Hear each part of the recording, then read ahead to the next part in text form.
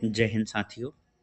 मैं राहुल मीणा आप सभी का स्वागत करता हूं आपके अपने इस YouTube channel smart study approach पर। साथियों, जैसा कि आप सभी जानते हैं कि हम लेकर आए हैं आप लोगों के लिए मध्य प्रदेश सामान्य अध्ययन की सीरीज।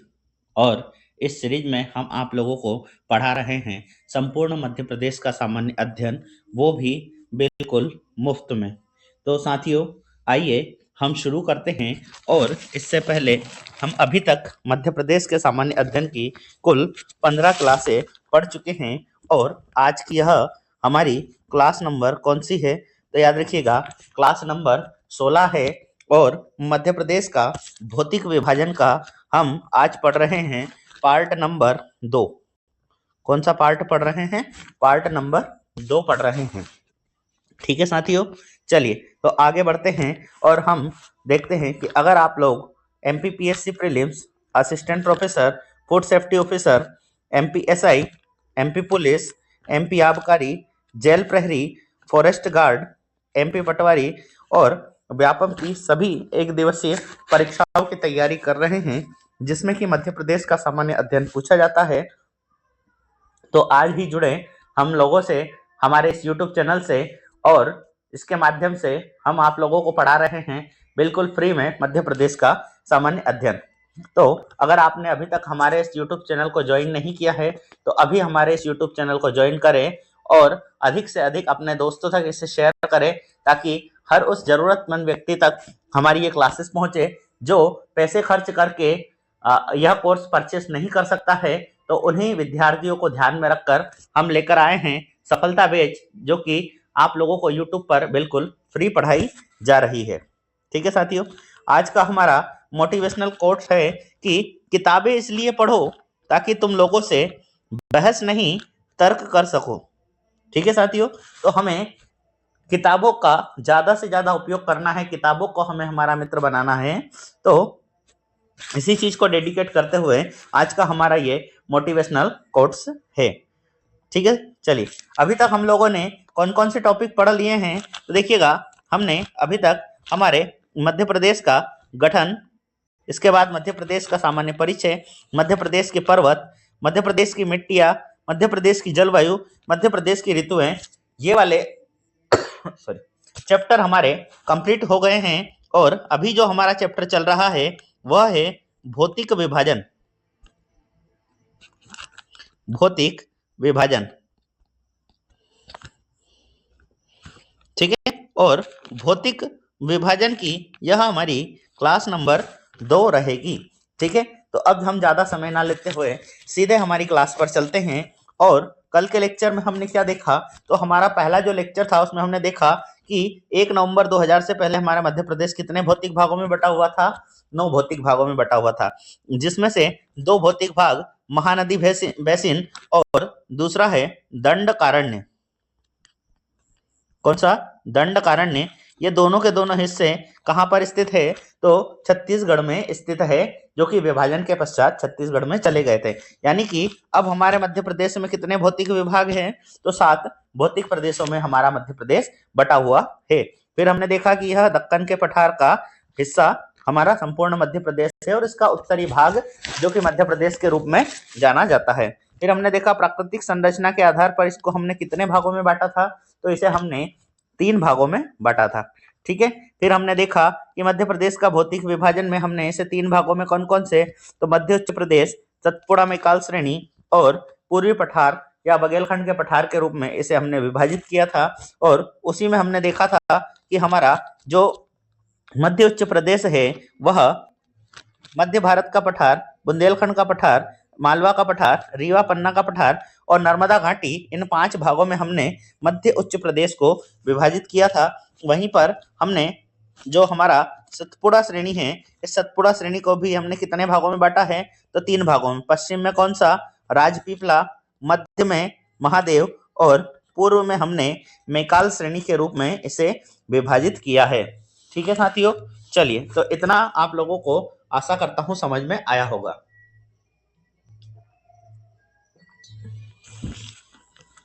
चलिए, फिर हमने देखा था और कल के लेक्चर में हमने कौन सा पठार पढ़ लिया था?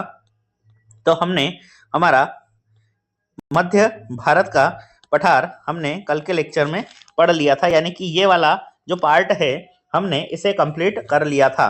ठीक है, अब बाकी के जो बचे हुए हमारे भाग हैं जिसमें हम देखेंगे मालवा का पठार, इसके बाद रीवा पन्ना का पठार, बुंदेलखंड का पठार, बघेलखंड का पठार और नर्मदा घाटी क्षेत्र, और फिर इसके बाद हम सतपुड़ा मैकाल श्रेणी के बारे में जानेंगे। ठीक है, चलिए फिर हमने कुछ बिंदु तय किए थे कि हमें इन बिंदुओं के माध्यम से हमारे मध्य प्रदेश के जो भौतिक विभाजन है उसको पढ़ना है, जिसमें हमने देखा था कि यहाँ उस विभाग की स्थिति या भौतिक प्रदेश की स्थिति क्या है, इसका निर्माण किसके द्वारा हुआ है, इसका क्षेत्रफल कितना है, प्रमुख जिले कौन कौन से हैं, यहाँ की जलवायु किस प्रकार की, यहाँ वर्षा किस प्रकार की होती है, यहाँ पर किस प्रकार के वन पाए जाते हैं, यहाँ की मिट्टियाँ किस प्रकार की है, यहाँ की प्रमुख फसलें, नदी या और प्रमुख खनिज, इसके बाद प्रमुख विशेष तथ्य कौन कौन से है, तो इन सभी के बारे में हम जानेंगे। और हमने कल के हमारे इस लेक्चर में क्या पढ़ लिया था, तो मध्य भारत का पठार पढ़ लिया था, जिसका क्षेत्रफल कितना पड़ा था, 10.7%। या कौन कौन से क्षेत्र में पाया जाता है, तो नीमच, श्योपुर, मुरैना, भिंड, ग्वालियर और शिवपुरी क्षेत्र में पाया जाता है। यहाँ पर जलवायु कैसी है, विषम जलवायु है, और यहाँ पर 50 से 75 सेंटीमीटर वर्षा का क्षेत्र पाया जाता है। और वन कौन से देखे हमने कि यहाँ पर शुष्क कटीले पर्णपाती वन पाए जाते हैं। सॉरी। फिर हमने मिट्टी देखी तो यहाँ पर जलोढ़ मिट्टी पाई जाती है, और प्रमुख फसलों में हमने सरसों, ज्वार, तिल, गेहूं आदि यहाँ की प्रमुख फसलें हमने देखी थी। प्रमुख नदियों की बात की थी तो चंबल, सिंध, काली सिंध, पार्वती, ये क्यारी नहीं है, कुंवारी है। कौन सी नदी है, कुंवारी नदी। ठीक है, इसके बाद सीप नदी के बारे में हमने पढ़ा था। ठीक, इसके बाद में हमने ये भी देखा था कि हमारा जो मध्य भारत का पठार है उसे हम किस नाम से जानते हैं, सरसों की हांडी के नाम से जानते हैं, और यह भूभाग बिहड़ से सर्वाधिक प्रभावित है। बिहड़ मतलब होता है कि नदियों द्वारा बनाए गए बड़े बड़े जो गड्ढे होते हैं उन्हें बिहड़ कहा जाता है, जो कि पुराने जमाने में डाकुओं को आश्रय स्थली के रूप में जाना जाता है। और हमने मध्य भारत के पठार की सबसे ऊंची चोटी क्या पढ़ी थी, तो हमने टोंगरा, जो कि 430 मीटर है, श्योपुर जिले में स्थित है, यह मध्य उत्तर प्रदेश की सबसे ऊंची चोटी हमने पढ़ी थी। ठीक है, इसके आगे हम बढ़ते हैं और हम आज पढ़ेंगे हमारा मालवा का पठार। ठीक है, चलिए मालवा के पठार की बात करेंगे तो मालवा का पठार का जो क्षेत्रफल है वो कितना है, तो यह 28% क्षेत्रफल है और क्षेत्र पर स्थित है। और इसका क्षेत्रफल की बात करें तो यह 88,222 वर्ग किलोमीटर क्षेत्रफल में यह फैला हुआ है। याद रखिएगा साथियों कि यह जो पठार है, यह जो पठार है ये हमारा सबसे बड़ा क्या है, सबसे बड़ा भौतिक प्रदेश है। ठीक है, तो अगर पूछ लिया जाए कि सबसे बड़ा भौतिक प्रदेश कौन सा है, तो हमारा जवाब क्या रहे, सबसे बड़ा भौतिक प्रदेश हमारा क्या है, तो मालवा का पठार है। ठीक है, फिर अगर बात की जाए इसका निर्माण किस प्रकार से हुआ है, तो इस मालवा के पठार का निर्माण दक्कन ट्रेप की लावा और आग्नेय बेसाल्ट चट्टानों के टूटने के कारण हुआ है। कहा जाता है कि यहाँ पर बहुत समय पहले ज्वालामुखी फटा था, जिसके कारण यहाँ पर जो लावा निकला हुआ है, और वो लावा कई हजारों सालों के बाद यहाँ फैलने के कारण ठंडा हो गया और उसने पठार का रूप ले लिया, जिसे हम किस नाम से जानते हैं, तो मालवा के पठार के नाम से इसे जानते हैं। अगर प्रमुख जिलों की बात की जाए तो यहाँ पर इंदौर, उज्जैन, देवास, आगरमालवा, रतलाम, धार, झाबुआ आदि प्रमुख जिले इसके अंतर्गत आते हैं। ठीक है, और भी हमारे जो जिन्हें हम कह सकते हैं कि जो हमारा उज्जैन संभाग के अधिकांश जिले इसी क्षेत्र में, और इंदौर संभाग के भी कुछ जिले इस क्षेत्र में हमारे आते हैं। ठीक है, अगर यहाँ की जलवायु की बात की जाए तो यहाँ पर जलवायु किस प्रकार की पाई जाती है, तो याद रखिएगा यहाँ पर सम जलवायु पाई जाती है, जिसमें हमने जब जलवायु का चैप्टर पढ़ा था तो उसमें देखा था कि यहाँ की जो गर्मी है वो किस प्रकार की है, तो ग्रीष्म ऋतु में साधारण गर्म रहता है और शीत ऋतु में भी यह साधारण गर्म ही रहता है। ठीक है, ठीक, यानी कि साधारण गर्मी और साधारण ठंड वाला क्षेत्र जिसे हम सम जलवायु का क्षेत्र कहते हैं वह हमारा मालवा के पठार के अंतर्गत आता है। ठीक है, फिर हमने यहाँ पर वर्षा के दिखा, तो वर्षा को थोड़ा इसको ठीक कर लीजिएगा। यहाँ पर 50 से 75 सेंटीमीटर, क्या है, 50 से 75 सेंटीमीटर वर्षा वाला क्षेत्र है, यानी कि इस क्षेत्र को भी हम अल्प वर्षा वाला क्षेत्र कह सकते हैं। इसी कारण से हमें यहाँ पर किस प्रकार के वन देखने को मिलेंगे, तो शुष्क पर्णपाती वन हमें यहाँ पर देखने को मिलेंगे, और इसी प्रकार के वन भी हमें मध्य उच्च प्रदेश वाले क्षेत्र में मध्य भारत के पठार वाले क्षेत्र में हमें देखने को मिलते हैं, जिसमें हमने देखा था बबूल, पलास, तेंदुपत्ता आदि हमें कहां पर देखने को मिलता है, तो यह सब हमें मालवा के पठार के अंतर्गत देखने को मिलता है। क्लियर है। अब यहाँ पर हम अगर मिट्टी की बात करेंगे तो यहाँ पर काली मिट्टी पाई जाती है। वहीं पर हमने मध्य भारत के पठार में देखा था कि वहां पर जलोढ़ मिट्टी पाई जाती है। ठीक है, चलिए अब अगर यहाँ पर काली मिट्टी पाई जाती है तो हमने ये देखा था कि काली मिट्टी में कौन कौन सी फसलें उगाई जाती है, तो हम देखते हैं हमारे मालवांचल में सोयाबीन, इसके बाद में कपास, क्योंकि काली मिट्टी को हम एक नाम से जानते हैं, कपासी मिट्टी के नाम से भी जानते हैं। इसके बाद यहाँ पर गेहूं, ज्वार और मूंगफली की फसलें मुख्य रूप से हमारे इस क्षेत्र में की जाती है। ठीक है, चलिए फिर अगर हम बात करें कि यहाँ की प्रमुख नदियां कौन कौन सी हैं, तो इसमें हमें चंबल, शिप्रा, ठीक है, इसके बाद पार्वती, गंभीर, खान और ये माही नदी है। ठीक है, कौन सी नदी है, माही नदी, यहां लिख देता हूं मैं, माही। ठीक है, याद रखिएगा ये जो माही नदी है जिसे हम हमारे मध्य प्रदेश में पढ़ते हैं, यह एक अंतरराष्ट्रीय स्तर की नदी है, क्योंकि यह कौन सी रेखा को 2 बार काटती है, तो यह कर्क रेखा को 2 बार काटती है। ठीक है साथियों, तो याद रखिएगा। सॉरी, चलिए आगे हम बढ़ते हैं और आगे देखते हैं हम कि क्या विशेष तथ्य हमें यहाँ पर देखने को मिलता है। तो जैसे कि मैंने पहले ही बताया था कि यह हमारा सबसे बड़ा प्राकृतिक प्रदेश है, और चूंकि इस मालवांचल वाले क्षेत्र में सबसे ज्यादा गेहूं की फसल की जाती है, इसलिए यहाँ इसे हम किस नाम से जानते हैं, तो गेहूं की डलिया के रूप में इसे हम जानते हैं। वहीं मैंने बताया कि यहाँ से कौन सी रेखा गुजरती है, तो मालवा के पठार के मध्य से हमें कर्क रेखा गुजरती हुई दिखती है। इसीलिए तो मैंने कहा कि हमारी ये जो माही नदी है ये एक अंतरराष्ट्रीय स्तर की नदी है, जो कि 2 बार जो कर्क रेखा है उसे काटती है। ठीक है, फिर हम देखते हैं, क्योंकि जब हमने पठार पढ़ा था तो हमने मध्य प्रदेश की या मालवा के पठार की जो चोटियां है उनके बारे में भी देखा था, और इसमें हमने देखा कि मालवा की सबसे ऊंची चोटी कौन सी है, तो याद रखिएगा सिगार। कौन सी है, सिगार, मैं लिख देता हूं यहां पर, सिगार। ठीक है, थोड़ा टाइपिंग मिस्टेक है तो आप उसको इग्नोर कीजिएगा। सिगार, जिसके हाइट कितनी है, तो याद रखिएगा जिसके हाइट है 881 मीटर।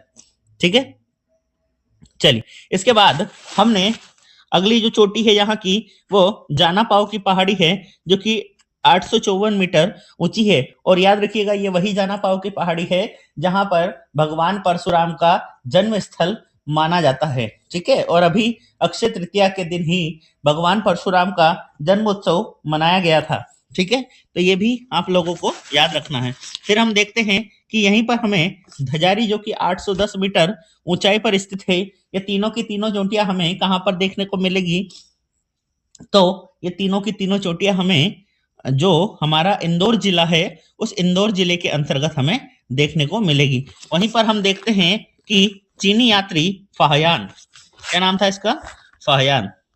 ठीक है, चलिए मैं इसको भी लिख देता हूं क्योंकि यहाँ टाइपिंग मिस्टेक है, फाहयान। ठीक है, चलिए तो एक चीनी यात्री था फाहयान, और इस चीनी यात्री फाहयान का एक स्टेटमेंट है कि जो मालवा की जलवायु है, मालवा की जो जलवायु है वह विश्व की कैसी जलवायु है, तो सर्वश्रेष्ठ जलवायु है। तो अगर कल को प्रश्न आता है कि मालवा की जलवायु को विश्व की सर्वश्रेष्ठ जलवायु किसने कहा, तो याद रखिएगा इसे चीनी यात्री फाहियान ने विश्व की सर्वश्रेष्ठ जलवायु कहा और इसी ने मालवा क्षेत्र में चांडाल जाति का भी वर्णन किया था। ठीक है, चलिए आगे बढ़ते हैं। तो आप लोगों को हमारे जो मालवा का पठार है यह समझ में आया होगा और बहुत सारी चीजें ऐसी है जो हम पहले ही पढ़ चुके हैं। कुछ कुछ फैक्ट हैं जिन्हें हमें पहले से तैयार कर रखे हैं और कुछ हम आगे आने वाले टॉपिक्स में उन लोगों को कंप्लीट कर लेंगे। जैसे कि हम देखते हैं कि भैया हमारे यहाँ पर किस प्रकार के वन हैं, वन हो गया, इसके बाद फसलें हो गई, नदियां हो गई। तो ये वाले टॉपिक हम आगे जब अगले टॉपिकों में करेंगे तो इन टॉपिकों के बारे में जान लेंगे। तो एक समय ऐसा आएगा कि हमारा जो मध्य प्रदेश का भौतिक विभाजन वाला चैप्टर है उसे आप लोगों को अलग से तैयार करने की जरूरत नहीं पड़ेगी, हमारे अन्य टॉपिक्स के साथ ही यह टॉपिक भी कंप्लीट होता रहेगा। क्लियर है? चलिए, तो अभी तक हमारे दो भौतिक विभाग कंप्लीट हो चुके हैं। पहला कौन सा? मध्य भारत का पठार और दूसरा है मालवा का पठार। मध्य भारत का पठार 10.7% और मालवा का पठार 28% क्षेत्रफल को घेरे हुए है। क्लियर है? चलिए आगे चलते हैं और अगला हमारा जो पठार है वह है बुंदेलखंड का पठार। ठीक है, तो ये जो ब्लैक कलर से दिख रहा है, ठीक है, ये जिसे मैंने सर्कल में बंद किया है, ये ब्लैक कलर वाला जो क्षेत्र है इसे हम किस नाम से जानते हैं? तो याद रखिएगा, इसे हम बुंदेलखंड के पठार के नाम से जानते हैं। ठीक है, चलिए, तो अगर बुंदेलखंड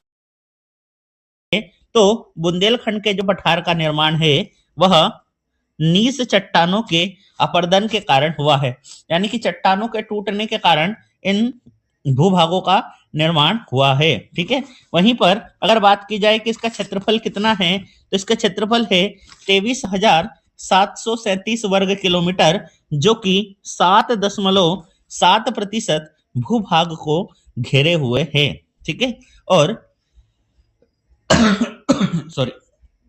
अगर बात की जाए कि इसके प्रमुख संबंधित जिले कौन कौन से हैं, तो देखिएगा, सबसे पहले आता है दतिया, ये वाला इलाका दतिया है। दतिया के बाद सागर, तो ये यहाँ पर हमें सागर देखने को मिलता है।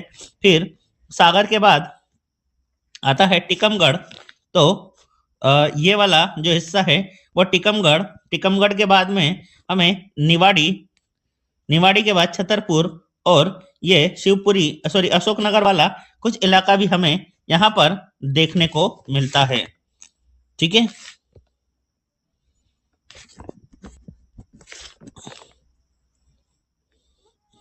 ठीक, चलिए, और एक और जिला हमारा रह गया, वो कौन सा जिला है?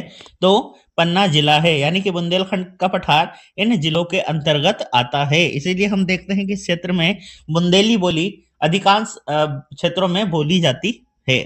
ठीक है, अब देखिए यहाँ की जलवायु की बात करेंगे। ठीक है, तो जलवायु की बात करेंगे तो यह क्षेत्र भी किससे मिलता जुलता है? तो ये वाला जो हमारा क्षेत्र है मध्य भारत का पठार, उसी से मिलता जुलता है। तो यानी कि यहाँ पर भी जो जलवायु है, क्योंकि ज्यादा क्षेत्र दूर नहीं है, तो यानी कि वहां पर भी जलवायु का प्रभाव हमें थोड़ा थोड़ा देखने को मिलेगा। इसलिए हम देखते हैं कि यहाँ पर ग्रीष्म ऋतु में अधिक गर्मी और शीत ऋतु में अधिक ठंड पड़ती है। क्या यहाँ पर सम जलवायु है? नहीं, यहाँ पर किस प्रकार की जलवायु पाई जाती है? तो याद रखिएगा, यहाँ पर विषम प्रकार की जलवायु पाई जाती है। ठीक है, और अगर यहाँ पर वर्षा की बात करेंगे तो यहाँ पर 75 से 100 सेंटीमीटर वर्षा वाला क्षेत्र यहाँ पर पाया जाता है। क्लियर है इतनी बातें? चलिए, अगर हम वन की बात करेंगे कि यहाँ पर कौन कौन से वन पाए जाते हैं तो यहाँ हम देखते हैं कि तेंदुपत्ता, महुआ, बबूल, खेर, नीम आदि के वृक्ष किस क्षेत्र में पाए जाते हैं? तो बुंदेलखंड वाले क्षेत्र में हमें पाए जाते हैं। और याद रखिएगा, तेंदुपत्ता इसी क्षेत्र में सर्वाधिक पाया जाता है और सबसे ज्यादा सागर जिले में इसका उत्पादन किया जाता है। क्लियर है? चलिए, अब अगर हम मिट्टी की बात करेंगे तो इस क्षेत्र में हमें कौन सी मिट्टी देखने को मिलती है? तो यहाँ पर हमें मिश्रित मिट्टी देखने को मिलती है, जिसमें हम लाल, पीली और काली मिट्टी के रूप में जानते हैं। क्योंकि देखो, यहाँ इस वाले क्षेत्र से लाल पीली मिट्टी जाकर मिलती है और इस वाले क्षेत्र से हमारी काली मिट्टी जाकर मिलती है। तो ये वाला जो क्षेत्र है यहाँ पर हमें लाल पीली काली मिट्टी वाला क्षेत्र, या इसे ही हम मिश्रित मिट्टी के रूप में जानते हैं, तो यह क्षेत्र हमारा बन जाता है। क्लियर है? चलिए यहाँ की फसलों की बात करेंगे तो हमारे यहाँ पर कॉमन फसलों में गेहूं, ज्वार और तिल। क्योंकि यहाँ पथरीली मिट्टी है तो यहाँ पर मोटा अनाज भी होगा। ठीक है, तो हमें यहाँ मुख्य रूप से गेहूं, ज्वार और तिल की फसलें देखने को मिलती है। ठीक है, वहीं पर अगर हम नदियों की बात करेंगे तो यहाँ से जो प्रमुख नदियां है वह है बेतवा, सिंध, धसान, उर्मिल और जामनी नदियां हमारे बुंदेलखंड के पठार वाले क्षेत्र से प्रवाहित होती है। सॉरी। फिर चूंकि इस क्षेत्र में हमें खनिज भी देखने को मिलते हैं। ठीक है, क्या मिलते हैं? खनिज।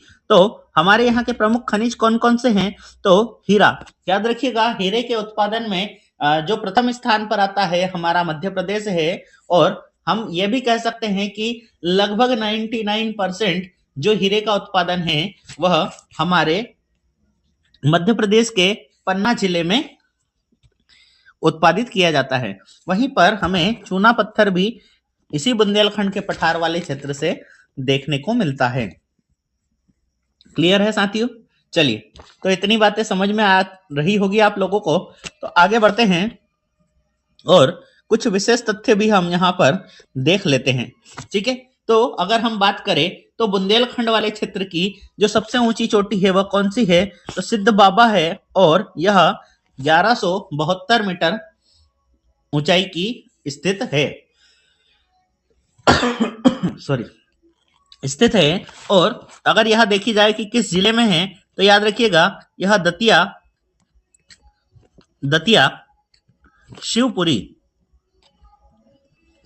शिवपुरी वाले क्षेत्र में हमारी सिद्ध बाबा की चोटी देखने को मिलती है, जो कि बुंदेलखंड की सबसे ऊंची चोटी है।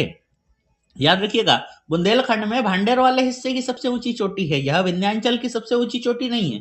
ठीक है, चूंकि इसका विभाजन हो गया इसलिए ये विंध्याचल की इसकी सबसे ऊंची चोटी हम सद्भावना शिखर को मानते हैं। ठीक है, चलिए, फिर बुंदेलखंड की गंगा के नाम से हम किस नदी को ना जानते हैं? तो याद रखिएगा, बेतवा नदी को हम बुंदेलखंड की गंगा के नाम से भी जानते हैं। क्लियर है? चलिए, फिर हम देखते हैं कि मध्य प्रदेश में सर्वाधिक सूखा प्रभावित क्षेत्र कौन सा है? तो बुंदेलखंड का पठार हमारे यहाँ पर सूखाग्रस्त क्षेत्र के रूप में जाना जाता है। ठीक है, यानी कि यहाँ पर हम कह सकते हैं कि वर्षा भी काफी कम होती है। और इसलिए हमने देखा कि यहाँ का जो 9 गांव है छतरपुर वाला, वहां पर सबसे गर्मी, क्योंकि यहाँ पर हरियाली नहीं रहेगी तो वर्षा भी ठीक से नहीं रहेगी। ठीक है, और अभी थोड़े दिन पहले हमने एक खदान देखी थी, बक्सवा की खदान, वो भी इसी क्षेत्र के छतरपुर जिले में हमें देखने को मिली थी। ठीक है, जिसमें हमें किसके भंडार प्राप्त हुए थे? तो हीरे के भंडार यहाँ पर हमें प्राप्त हुए थे। ठीक है, चलिए, तो आशा करता हूं कि आप लोगों को इतना जो हमने आज के 2 टॉपिक पढ़े हैं, पहला कौन सा पढ़ लिया था हमने? मालवा के पठार, और दूसरा बुंदेलखंड का पठार। यानी कि अब तक हमारे कितने पठार हो चुके हैं? तो 3 पठार हो चुके हैं, मध्य भारत का पठार, बुंदेलखंड का पठार और बघेलखंड का पठार। अब कौन कौन से बच रहे हैं? तो रीवा पन्ना का पठार, इसके बाद नर्मदा घाटी क्षेत्र, सतपुड़ा मेकाल श्रेणी और बघेलखंड का पठार। तो ये जो टॉपिक है हम उसे हम अगले लेक्चर में पढ़ेंगे। तो आज के लिए फिलहाल इतना ही। तब तक के लिए पढ़ते रहिएगा और ज्यादा से ज्यादा हमारे इन वीडियोस की लिंक को शेयर करें ताकि जरूरतमंद व्यक्ति तक इसे हम पहुंचा सके। तब तक के लिए जय हिंद, जय भारत, भारत माता की जय, जय श्री महाकाल, धन्यवाद।